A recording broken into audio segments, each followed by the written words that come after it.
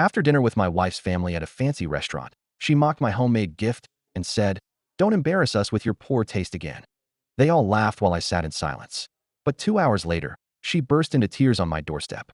I'm a 38-year-old guy who's been married for 6 years to a woman I once thought was my best friend. Corinne, 35, and I met in Santa Barbara. She was all sharp wit and confidence, the kind of woman who made the room turn. I was not. A quiet, hands-on guy with a woodworking shop I'd built from scratch.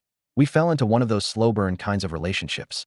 Long walks, shared meals, me teaching her how to sand wood, and her teaching me how to be less afraid of expensive wine. Her family? Loaded. Like multi-million-dollar homes and yacht club membership loaded. Palo Alto elites. They never outright said I wasn't good enough, but their silence screamed it. Still, I thought we had our own world. One where my hands mattered more than my income. One where love actually could bridge a gap that big. I was wrong. A few weeks ago, Corinne's parents were celebrating their 40th wedding anniversary. Big event, super upscale restaurant in Palo Alto, where even the valet seemed to judge my truck when I pulled in.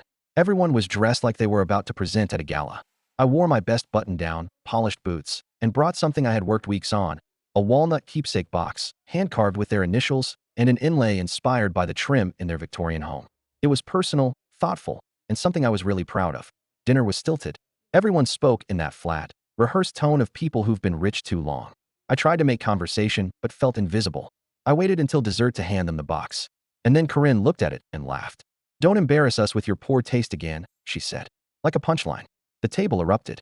Even her dad chuckled. I sat there, the box still in my lap, heat rising to my face. I didn't say anything. Didn't touch my dessert. Just waited until it was time to leave.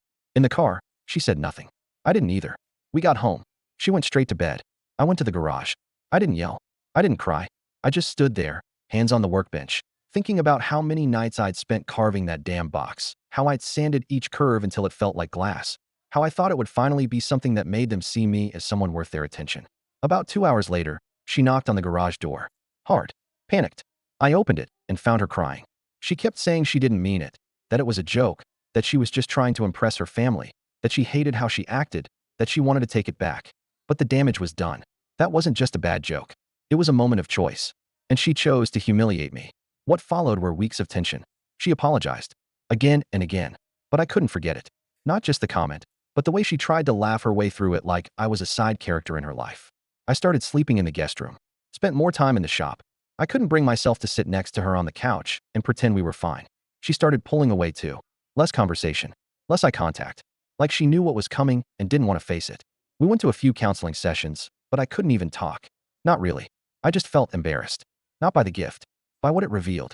Maybe this whole time, she had just been pretending to love that side of me. The one she could mock when her real life, her real people, were watching. She says she still loves me. That she's ashamed. That she doesn't know why she said it. And that she hates herself for it. But how do you come back from that? This isn't about a wooden box. It's about dignity. It's about being married to someone who's supposed to be your safe place, and realizing they'd rather make you the butt of a joke than risk looking less than in front of their rich family. She asked me last night if I'm going to leave her. I told her I don't know. Because I don't. She's been walking on eggshells around me ever since. Making coffee before I'm up. Leaving notes in the shop. One of them said, "You always make the most beautiful things." I'm sorry I forgot that. It's like she's trying to rewind the clock, but every attempt feels a little off. A little too late. Not because I want to punish her. God, I don't. But because something broke inside me that night. A thread I didn't know was holding so much together snapped, and now everything feels different. We used to share everything.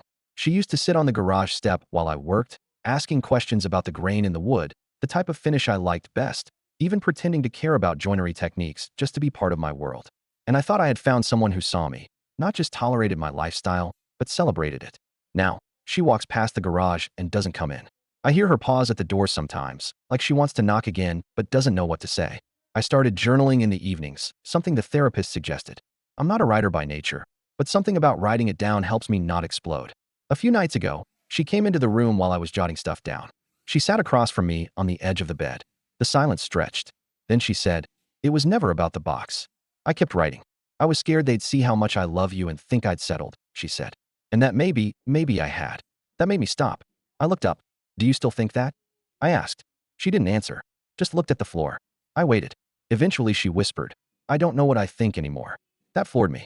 She didn't mean it cruelly, I could tell. But the honesty of it hit like a freight train.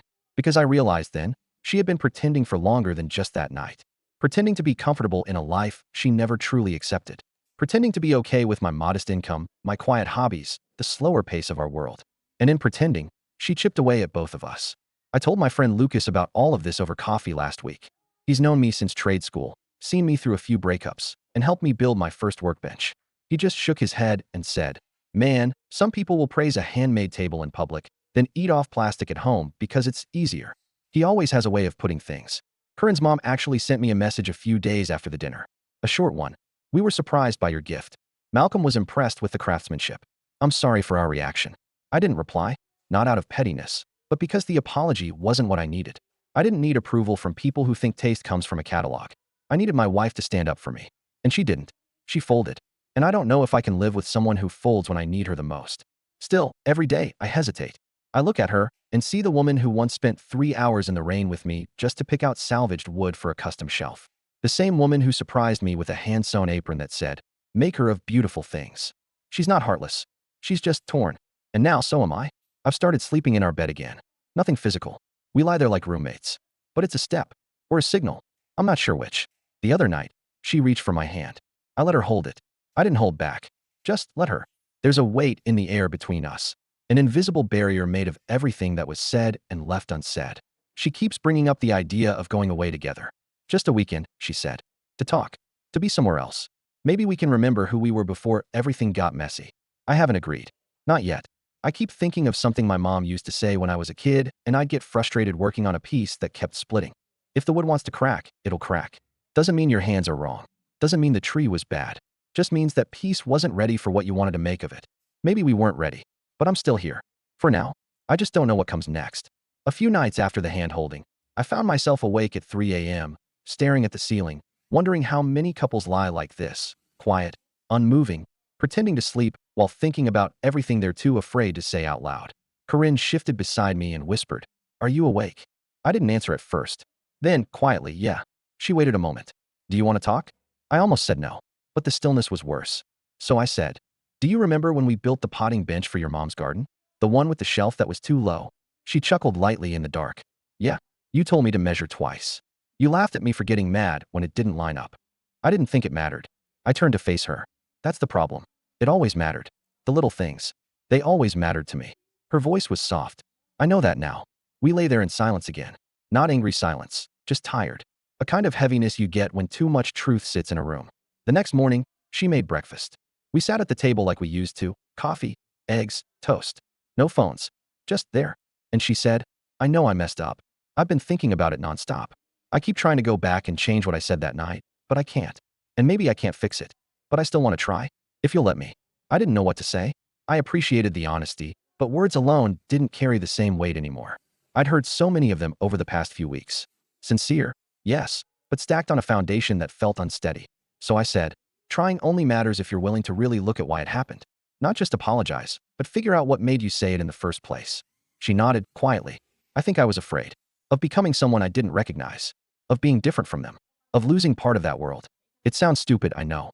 "It's not stupid," I said. "But it's not fair, either." She looked like she was going to cry again, but didn't. That felt different too. Like maybe she was starting to sit with the discomfort instead of running from it. That weekend, she did something unexpected. She came into the shop while I was restoring a mid-century console table. She didn't say anything, just grabbed a sanding block, put on her goggles, and joined me. We worked side by side for almost an hour, barely talking. Just the sound of sandpaper, the rhythmic sweep of our hands moving in unison. At one point, she said, "Teach me how to know when it's smooth enough." "You feel it," I said. "It's not about how it looks. It's about touch." She ran her fingers across the wood, nodded. "It's harder than I thought. Most good things are." That night, I found her sitting on the porch swinging out back. She had the box in her lap. The one she laughed at. The one they all did. She was holding it like it was fragile. "I looked at the details today," she said when I sat next to her. "I never noticed how much thought went into it. You even carved the date of their anniversary inside the lid." I didn't see it before. I didn't reply. She exhaled, long and shaky. I was so wrapped up in how I looked that I forgot to see what was right in front of me. We sat there for a long time. The wind rustled through the trees, carrying the scent of damp earth and oak. The next few days were quiet. Not tense, but tentative. She started asking more questions about my work again, and not out of obligation. It felt different. She listened. She also finally told her parents what happened. I didn't ask her to. She volunteered the information, said she needed to tell them what it did to us, what it said about her. I have no idea how they took it, and I don't care much. What mattered was that she owned it. She also offered to go to therapy again, this time, not as a couple, but by herself. I think I need to understand who I am without them, she said. Not just for us, but for me. It was the first time in a long time I believed she meant it. But despite all that, the hurt still lingers. It's not constant anymore, not sharp, but it hums quietly beneath everything, like a scratch in a floorboard that only shows when the light hits it right. Some days, I want to forgive her completely, just let it go and move on. Other days, I think about packing a bag and driving north, maybe finding a cabin where no one knows my name, where I can wake up with the sun and fall asleep to the sound of wind in the trees and not carry all this weight. I haven't made any decisions. We're still living under the same roof, still circling the same questions, still figuring out if this can be repaired or if we're just delaying the inevitable. But something in her is shifting, and something in me is starting to open up, too. Slowly. Last Sunday, we took a drive. No destination, just the two of us and the highway. Corinne asked if we could get out of town for the day. I hesitated, but something in her tone was softer than it's been, unassuming, almost quiet. So I said okay, and we packed light. A thermos of coffee, some sandwiches, a blanket, and drove south along the Pacific Coast Highway, letting the cliffs and crashing surf drown out everything else. She didn't try to fill the silence this time.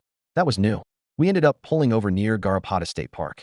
There's a spot there where the land curves just right, and the ocean wind whistles through the brush like it's trying to tell you something. We parked, took the blanket out, and sat down on the bluff, just far enough from the trail that no one bothered us. It took a while before either of us said anything. Then she asked, "Do you remember when we used to come here before we got married?" I nodded. "You brought that stupid disposable camera and made me take pictures with you making faces at the waves. You said I looked ridiculous." "You did." She smiled a little. "You kept those photos, though." "I did. Still have them in the drawer by my workbench, next to old screws and a half-used roll of painter's tape." She was quiet for a long moment, then said, "I keep thinking about the person I was back then. I liked who I was when I was with you. I wasn't trying to impress anyone. I didn't look at her. I was watching a hawk float on the wind just above the cliff line. Then somewhere along the way, I started thinking that being with you meant giving something up," she continued. "Not because you made me feel that way, but because I let them get in my head. They've always been in your head. I know, but I never thought it would cost me this much." The hawk dipped and soared off, a clean, silent movement that felt like freedom. She leaned back on her hands, the breeze pulling loose strands of her hair. "Do you think we can ever go back to the way we were?" I didn't answer right away, because the truth is, I don't think we can go back. That version of us existed under the illusion that love alone was enough. That if we just tried hard enough, we could force our worlds to blend without anything cracking. But something did crack. And when wood cracks under pressure, you can't pretend it didn't happen. You have to work with the grain, not against it. Sometimes that means cutting out the damaged section. Other times it means reinforcing it, sanding it smooth, accepting the scar. "Still," I said, "maybe we're not supposed to go back." She looked over, eyes searching. "Maybe we figure out if there's something new we can build," I added, "but only if we're building it honestly this time." She didn't cry, just nodded slowly, like she understood. That night, back home, she didn't go to bed right away. She sat at the kitchen table sketching something. I didn't ask what. I just watched her for a while, thinking about how many times I'd caught her doing that before, back when she used to help me draft shelving units and custom benches for clients. She used to love sketching, even if she said she wasn't good at it. The next morning, she left the sketch on the counter. It was a drawing of a small cabin. One room, big windows, a porch that wrapped around the front. She'd written in tiny handwriting at the bottom, "For someday." She hasn't mentioned it since, but I see her looking at it sometimes when she walks by. In the meantime, we've settled into this strange in-between space. Not quite broken, not quite whole. I still sleep in the bed some nights. Other nights, I end up in the shop, working until the small hours of the morning, letting the rhythm of carving and sanding keep me sane. She keeps showing up, helping in small ways, leaving tea on my workbench, bringing in little pieces of found wood from walks, and saying things like, "This has an interesting texture. Think you can use it?" The other day, she asked if I'd be okay with her coming to the community college class I teach once a week, just to watch. I said yes, but part of me wonders why. To understand me better? To make amends? Or maybe, just maybe, to see if she can find herself in my world again. It's hard to explain this limbo we're in. We're not rebuilding exactly, but we're not walking away either. It's like we're both standing on opposite sides of something cracked wide open. Not sure if it's a bridge we can repair, or if we're building a new one plank by plank, hoping it'll hold. So for now, we keep showing up. No promises, no performances, just the sound of hands on wood, and the hope that something real is still worth salvaging. We lasted another 3 months after that last conversation on the bluff. 3 months of cautious compromise, quiet breakfasts, and awkward reconnection attempts that never quite filled the space that night left between us. The sketches of the cabin stayed on the fridge, untouched. I kept noticing her staring at them with a look I couldn't place. Regret, maybe, or hope. She never mentioned them again. We went to therapy. We talked. She listened. I listened. It was civil, mature. All the things people tell you are important when you're trying to save a marriage. But sometimes, you don't want civility. You want the truth. And here's the truth. I couldn't shake the sound of her voice when she said, "Don't embarrass us with your poor taste again." Couldn't forget the laughter of her family, or how easily she had thrown me under the bus to make them accept her. She didn't marry me because she wanted the life we had. She married me because she liked what I represented: groundedness, authenticity. But when she was finally tested, she chose to protect her image, not her partner. That kind of betrayal doesn't vanish with time. So I stopped trying to glue the pieces back together. Instead, I made a plan. One rooted not in cruelty, but in something far more satisfying: dignity and craftsmanship. A few weeks after I made my decision, I asked Corinne if she'd be okay with us taking a break. She nodded, teary-eyed, but didn't fight it. I think we both knew it was coming. I moved out quietly, just a suitcase and my tools, and stayed with Lucas for a bit. I told Corinne I needed space. She asked if it was permanent.